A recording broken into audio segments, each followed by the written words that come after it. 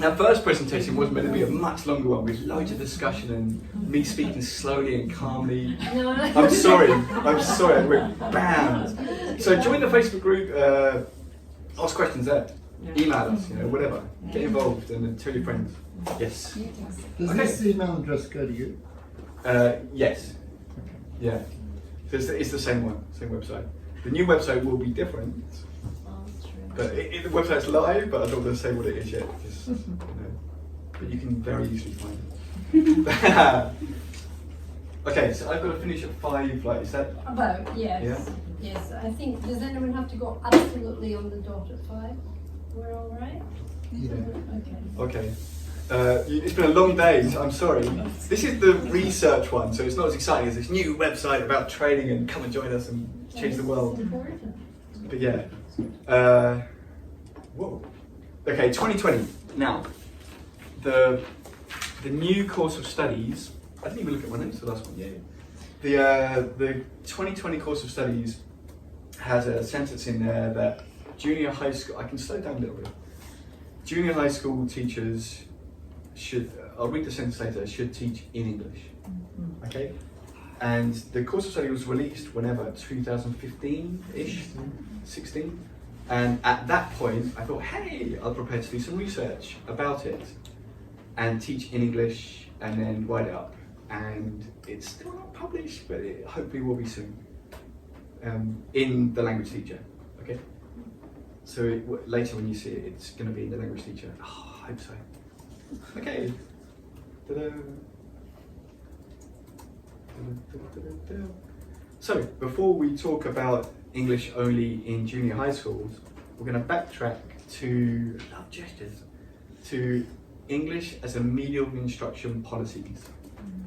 It isn't strictly speaking an EMI policy, it kind of is, but let's take a back look to see where we are. To know where something is, you need to know where it came from. So EMI at university has been in universities since the 1990s-ish, okay? But the history goes way back to the Meiji. The policy says that in high schools, it started in 2010. These are the policies. Remember, something I missed out from there was the gap, the policy practice gap. The policies are saying this, but the schools are not doing that, okay?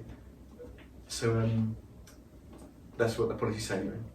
And then the EMI policy for junior high school, the wording, I think it comes later, but schools have got between 2014 to 2020 to implement it. So it should have been well in place by 2020, bam, okay? Should.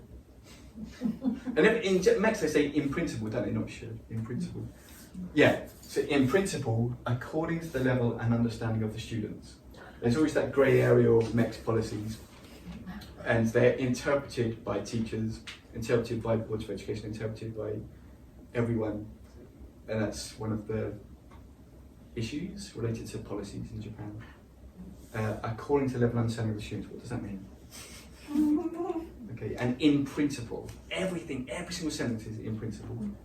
Okay, but anyway, that's that. EMI in practice, even though I just said about the policy practice gap,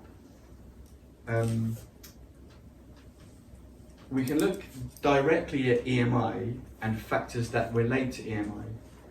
So lots of issues have come up. The goal confusion, we saw that in principle. We saw that according to level understanding of the students. So what is the goal? Is it just speak English, or is it speak English sometimes, or speak according to who? Carson writes a lot about research from university level of second language learning theories don't say teach using the target language only. None of them do. So have Mex really thought this through? Like, who came up with this idea? Some L1 is needed for comprehension, or just you can explain for 10 minutes, or you could just translation, bam. Obviously the ongoing role confusion of what's an ALT to do and what's a JT to do. And in this presentation, I've stayed away from the words ALT and JT. I've called them regular teachers and irregular teachers. I just have an issue with this whole binary thing that is pushed onto us all the time. Hey, there's Japan and there's the world. I don't like it. And assistants aren't really assistants most of the time. And I wasn't in this study. Student diversity is widening, as I think just about everyone else has said. You know, you've got Bruce over there who's fluent in English and Chinese and something else, and then Ken over here who doesn't speak any English. You've got someone over there who doesn't speak any Japanese. The diversity in this country needs to be recognised, and it's on the teachers and the pressure of the teachers. You know, if you've got a fluent speaker over there and someone that can't say ABC over there, it's going to be very, very difficult to teach only in the target language, even though teaching in the target language isn't a great idea. I've got a pointer on here. Doesn't work. No, okay. I don't have a pointer. There is, there's a light there. Oh, okay. Sorry, I'll blind somebody. Okay, so there's one research already that I found. There's probably more coming out by Takagami. She found in the junior high school context that I think there was eight regular teachers in her study, and they were instructing using Yakodoku, grammar translation, and they complained about a lack of training that they had received in order to teach in English. So this is from the regular teachers, and I think this is quite wide. I also found this in my findings later. As I just pointed to, you need to look not just at train this teacher to teach in English, the factors that come into it. I mean, are they competent English speakers? Would they just rely on the irregular teacher? What about the class atmosphere? Whereabouts in Japan are you? The mood, the time of day, stuff like that. Should we make regular teachers irregular teachers or vice versa? Should we follow what the course of study said in the previous presentation to give more power, more like equal opportunity in Japan? There's a conversation that needs to happen. Okay, that was the background. Quite, not a lot of detail, but I think it said the main things. This is the study. I worked in 2 junior high schools from the 2017 academic year. And in one school, I spoke English only. And this school I spoke English and Japanese. This was in the classrooms, at lunchtime, in the corridor, at break times, all the time.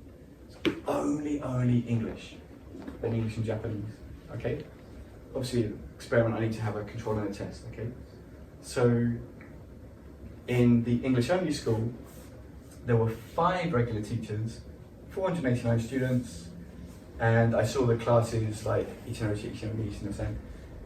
once every 3 or 4 weeks, okay? Okay. And here I code switched. There were 7 teachers. It's a larger school, okay? So I need to say that my background, okay, I did a CELTA, I did a TEFL, I've been teaching for 20-ish years in numerous places. And my Japanese isn't perfect, but I can instruct. When you're in the classroom, you know, I can teach the grammar, I can quickly explain the word or do translations and stuff easily. Okay, so that's where I am. Data collection was time consuming. The teachers, the regular teachers, we did a post-study questionnaire.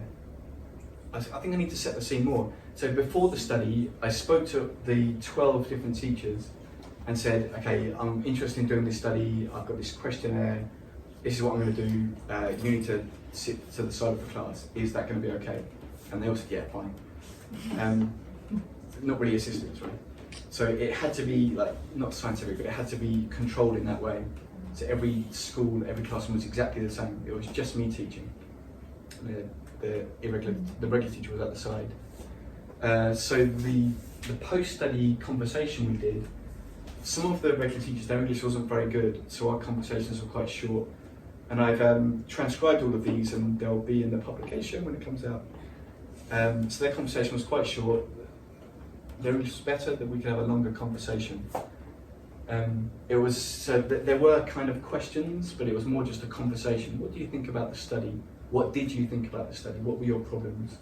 And are you ready to teach only in English? Why not? What do you need to happen? The students, 1,000 and something, 300 was together. Did a questionnaire at the beginning of the study, then the same one at the end. And it asked what were their motivations towards studying English, essentially, and how good is their English in the 4 skill areas. So at the first class with the students, in all of the schools, there was like 40 classes or so. I said, hey, in the test school, I'm going to speak only English for this whole year. And in the other school, I said to them, hey, we're going to speak English and Japanese, just like usual. So they knew it. So the first graders, they were like, man, this is junior high school, it's going to be difficult. But it primed their mind, if anything. We'll talk about the results later, but they were very clearly told this. The questionnaire didn't say I'm going to speak only English, it was just about their abilities and their motivations towards studying. I kept a journal and was always watching the classes, to see what the regular teacher was doing, how the students were responding, and just talking, and listening to what the students were saying. Bam. Findings. Anytime any questions, it's fine. Okay. There were 12 regular teachers, and this was 2017, 1 or 2 years after the policy was released. 3 didn't know they had to teach in English. Oh, what? So what the teachers usually say is that our school gets this big book from Next. Why don't we just get like the English section only? It's just a massive waste of paper. We get this massive thing, and we just want the English section only. And 30% of our time, 20%, whatever, is spent actually on teaching stuff in school. We're just doing administrative stuff all the time. I don't have the time to read this. You see questions any time. Yeah, I I love have questions. 2 quick questions. The thing is, how did you verify the honesty of the response? Because all the teachers will say they read it, They didn't. They didn't say. Okay. I'm saying the opposite. Yeah. Okay then. Yeah. And so the older teachers didn't read it? That's what you're saying? I did. That was my 3 question. teachers. Yeah. Was it the younger teachers that didn't bother? They were too busy, or the older It wasn't. teachers I because they can't think they remember. know what they're doing? This was like 3 years ago. Oh, okay. If you don't know, that's Yeah. okay. I was just wondering if it was in. I know there was one teacher who was about to retire. He didn't read it. Yeah, of course. Yeah. I can't remember who it was, but Might it was mess up his mixed. retirement Yeah. fund if he gets it wrong. Yeah. Yes. Yeah. All right. But yeah, no. So the comment is excellent. Like, how do you tatimai and stuff? How do you get well, that's the whole thing about building rapport, right? You go to the school, you're in and out once a week, once a month, whatever, and you don't speak Japanese, whatever. How can you build rapport? I mean, how can you understand the empathy? Look at these guys, and they're overworked, and they've got this. Hey, I've been speaking Japanese. Help me out. Whoa. That's kind of what the course is for too, of my previous presentation. To tell everybody. But yeah, it was about building rapport. That's what it was all about. Just building rapport throughout the year. Constantly asking questions, but reading the air to stand away because they're too busy, they haven't got time, and just leaving them to their own devices. But reading the air, see when it's alright, and ask the questions. Just build that rapport. And they were very honest. Da-da-da. So one said, I often do only English classes. And another said, I don't want to teach English. So the findings were completely conflicting. There were, I think, 2 teachers who said, I only speak English. I only speak English anyway. Who said this? So of course, as part of the study, I was always walking around the school to see what teachers were actually doing. And they weren't actually speaking only English. I had lots of Japanese. And I was at one school for 2 days a week, then the English and Japanese school 3 days a week, the code switching school.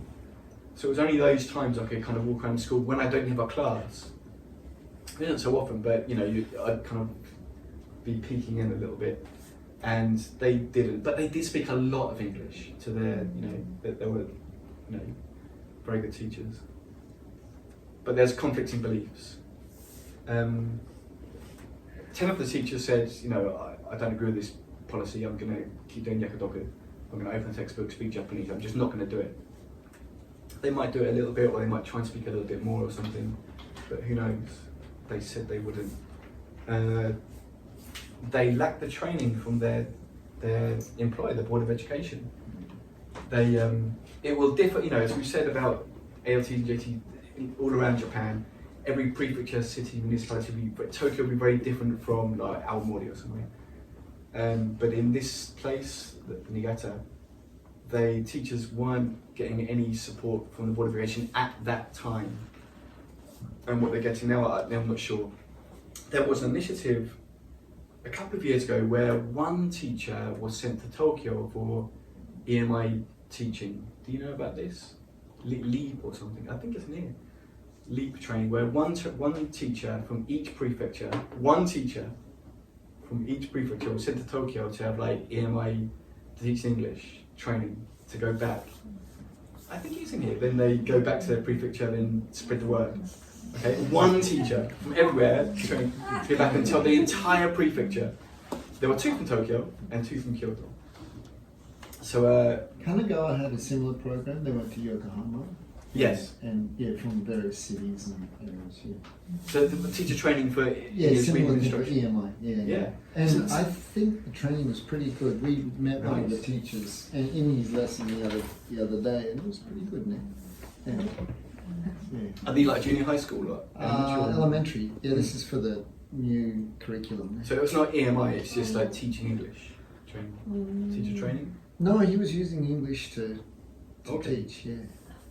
In Shogaku. Yeah. So there are lots of little things. Sorry. Yeah, at elementary they have a sort of expert teachers who are then Yeah, supposed to- and it's a- he it's a number of mentorship things kind of down. program. Yeah, so other Yeah. teachers will come and watch his lesson and do Kenkyuki Jiyo and stuff. With some actual classroom teachers, it's kind of third hand then. They get it from a teacher who got it from another teacher. Kind of. It That's gets exactly. diluted. Or maybe. Yeah. Yeah. But that's right, I mean there are lots of different, I mean that was only one, right? There were lots of different initiatives. Look, we're a JAL, right? So there's how many presentations and chapter conferences and meetings all over the country and mini conferences and stuff all the time. And then, you know, the regular and irregular teachers coming from public schools. So there are little things everywhere. There's the ETJ, whatever, and everything else. Presentations that people can go to, or even watching this online, who knows? One teacher at the Japanese only school trialed speaking English only. When I wasn't at the school, he said, "Oh, Mr. Reed, I trialed it. I thought I'd try out, but they know I can help them speak Japanese, so they just asked me questions in Japanese, and I gave up in 10 minutes." So that could be a sign of things to come, or something, you know. This is almost goes without saying, right? That's going to be challenging for the next 5, 10, 15 years or so. Yeah, but he tried it. Nice guy. Students, what did they say? Well, it's more like the quantitative data, right? But basically, it's have a look. There's I'll talk about efficacy because that was the theme at JEL last year. So by self-reporting my English, my speaking is this good, my listening is this good, it raises your motivation or you understand your own ability, your own thinking. So this question, in your ability, is your English speaking ability good? I did ask about reading, writing, listening and stuff, but I put this one here because the ALT is more about speaking, right? But just take a short look at this. There wasn't really any difference. This was like one academic year that was done in March, and that was done in April, then March, then the following year.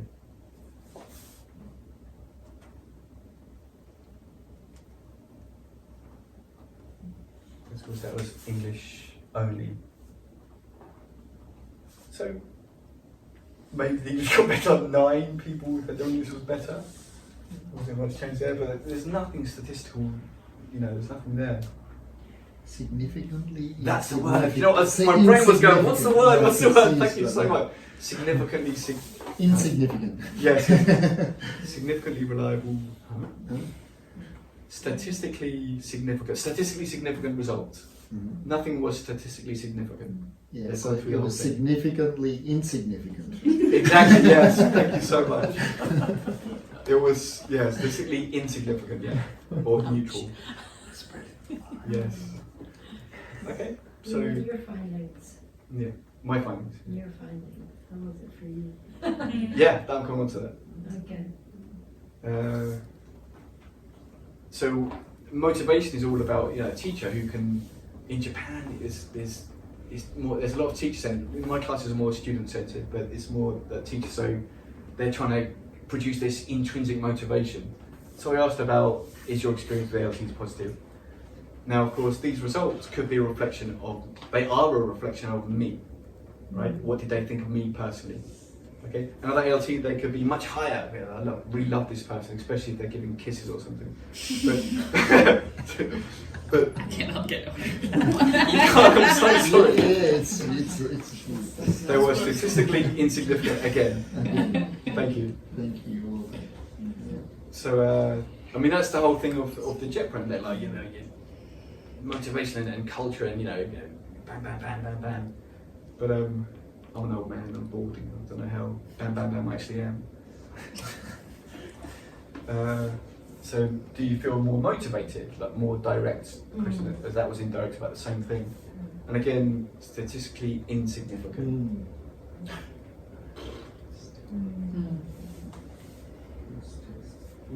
There's a big gap there.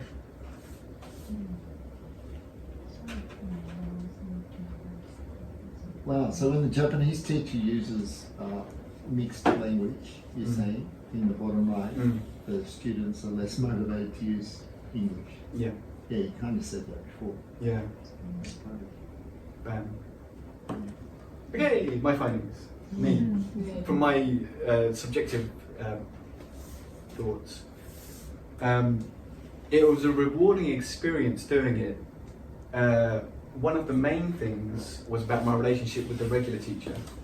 So, you know, as ALTs always find, as irregular teachers always find, you know, when do you find planning for lessons, or there's no such thing as team teaching training, like together with the team, or when do you talk about a lesson plan? Hey, could you just teach us ground point? Okay, 5 minutes, go. That's it.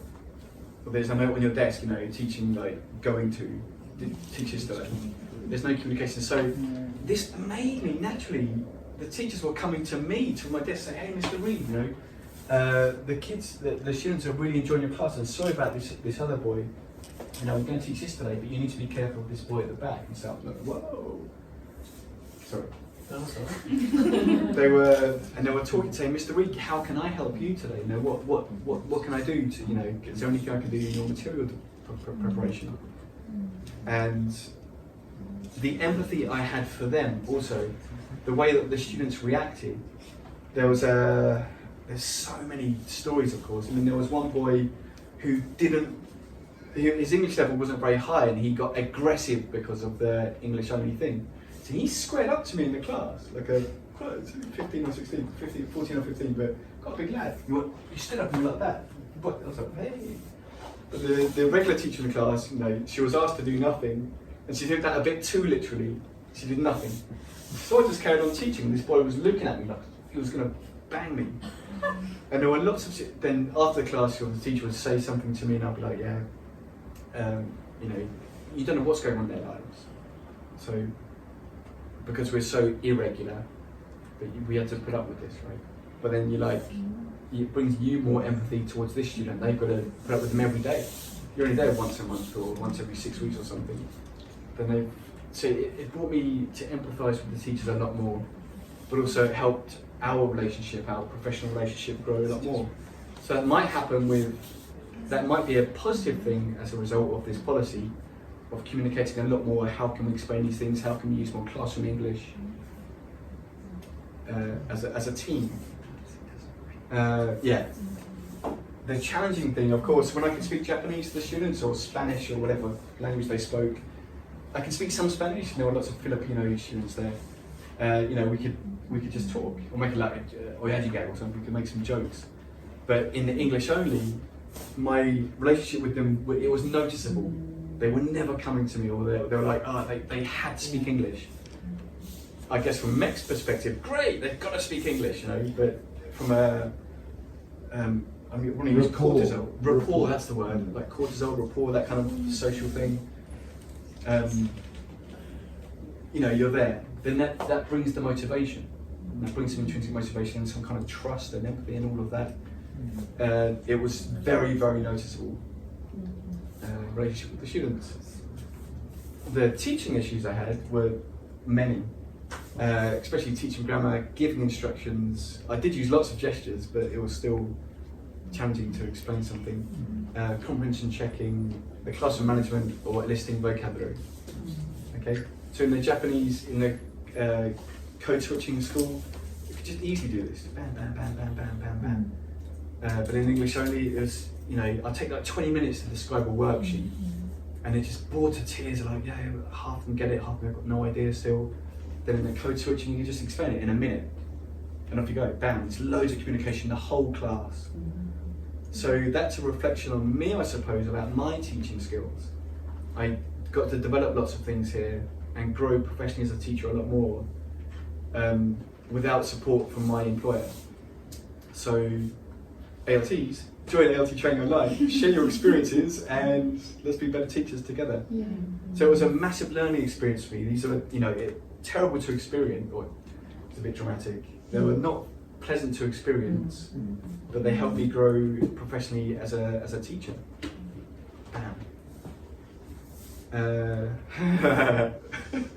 Maybe that's a little dig I put in there. The one-shot system. The one-shot system is the irregularity we go to schools, right? It's been an issue since the current ALT system for over 30 years. It's just not teaching, but then it's just not pedagogical. But is it designed to be? Is it, you know, the whole thing we looked at in the previous presentation about what MEX says and what actually happens, then what they're saying but isn't happening, the training and the isn't happening. The rhetoric is, yeah, it's really pedagogical now. We've got over this whole cultural exchange thing, come on. But the one-shot system is still the thing that comes up all the time. The irregularity that we see the students, like every 8 weeks or something, what's the point? Okay, so this is the final one, I think. Discussion. So I'm kind of repeating some of the things I've already said. The student diversity, not just first language. There were students that didn't speak Japanese. I got the questionnaire translated into Japanese, then reverse translated, you know, by JTs from schools previously. So it was well written. It was understandable, and we trialled it in a school before the 2017 school year with lots of different classes. So we knew that, you know, I kept changing the questionnaires and stuff. So the questionnaire was fine, but of course in the schools, someone didn't understand the Japanese right. I ran to the teacher's room and get the English one. Didn't do that. Multiculturalism has always existed in Japan, right? The neuro and the cognitive, you know, was there dyslexics or ADHD or whatever. They're bringing into all of this, we've got to teach English in English. And there's just so much diversity in whatever way you want to look at it. Diversity is such an umbrella term, right? And of course, in some of the schools, the students miss school for like 6 months or a year or something, and no one tells you. And you're like, why didn't you say this? Come on, this is just an easy question. But you're picking on this guy or this girl. So the EMI brought me closer to the teachers. They were telling me things like this, you know. Picking up this person, they haven't been at school for a year, or every time they come to school they run away, or they've got a violent thing or whatever. They'll tell you these things, and this doesn't help because of the one-shot system, right? So being aware of the diversity that exists in all the different realms really helps. But when we're going to 5, 6, 7, 8, 9 different schools, it's challenging. But then, you know, if your teachers want to go there, have fun and go, then whatever. We don't want you to do that. We all need training, not just the regular teachers, the irregular teachers. And co-training, you know, lots of Tajino, who's written a lot of ALT stuff, I think he's in Kyoto, said that we need team teacher training. And that's not going to happen. I'm not going to change the world just with this single presentation, but it need it. And if we can communicate more and empathise more, then maybe we can do this in our schools with the teachers whilst we're at school. I've already said that, too irregular. I'm harping on about this today. Equal opportunities, you know, with just employ us, you know, with teachers. And teachers now would need multilingual competence, more like in Tokyo or Kyoto or somewhere. But in my school, there were Filipino speakers, there were Chinese speakers. There was, luckily, in one of the classes, there was a young a boy with Japanese nationality who spoke Chinese, and a Chinese boy in there who didn't speak any Japanese. So he was translating everything. Like that would be in the science class, in the history class, in the art and crafts class, in everything. Which was translating everything, and now it's just luck. There'll be lots and lots of schools like this, and there's lots and lots of publications and books coming out now of, you know, all the people that don't speak Japanese in Japan and the issues they're having. Of the 7-year-old girl in elementary school who couldn't ask to do a wee and weed on the chair. You know, incredible situations like this. Teachers need multilingual competence or to be trained. You know, as you teach English or teach language in any country, people from all different languages come in. Just need some modern training. I'm ALT training at the moment. References, bam. Okay.